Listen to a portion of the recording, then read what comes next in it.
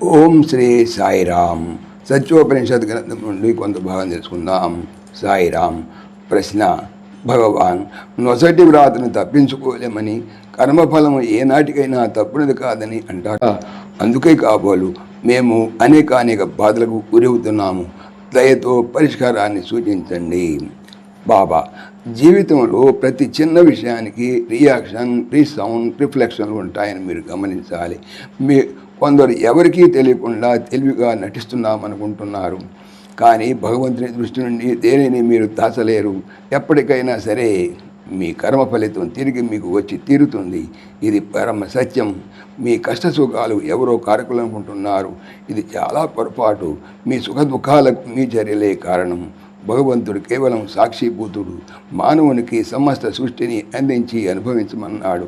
కానీ ఒక్క షరతును మాత్రం పెట్టాడు. ఎట్టి కర్మలను ఆచరిస్తావో వాటికి తగిన ఫలితాలను అనుభవించవలసి ఉంటుందన్నాడు. పోస్ట్ మ్యాన్ చేసే పని ఏమిటి? మీ అడ్రస్కు వచ్చిన ఉత్తరాన్ని మీకు అందిస్తాడు అంతే. అందులోని విషయాలతో తనకు ప్రమేయం లేదు.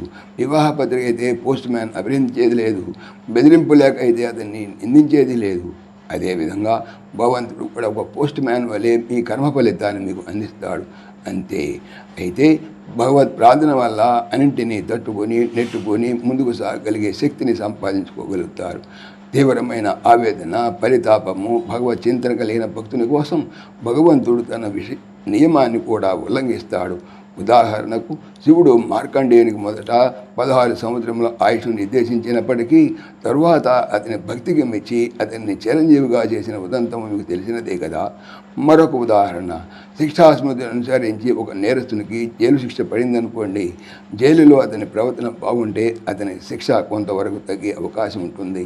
అలాగే పశ్చాత్తాపం వల్ల కర్మ పరిపాకం కొంత తగ్గుతుంది. మరొక విషయాన్ని కూడా గమనించాలి. నేరస్తునికి జిల్లా కోర్టు, హైకోర్టు, ఆఖరికి సుప్రీంకోర్టు కూడా శిక్షను గాయపరిచినప్పటికీ దేశాధ్యక్షుడు క్షమాభిష పెట్టే అవకాశం ఉంటుంది. అదేవిధంగా మీలో భక్తి ప్రబుద్ధులు గాఢంగా ఉంటే భగవంతుడు ఎంతటి దుష్కర్మ ఫలితాలనైనా రద్దు చేసే అవకాశం ఉంటుంది. ఓం శ్రీ సాయిరామ్.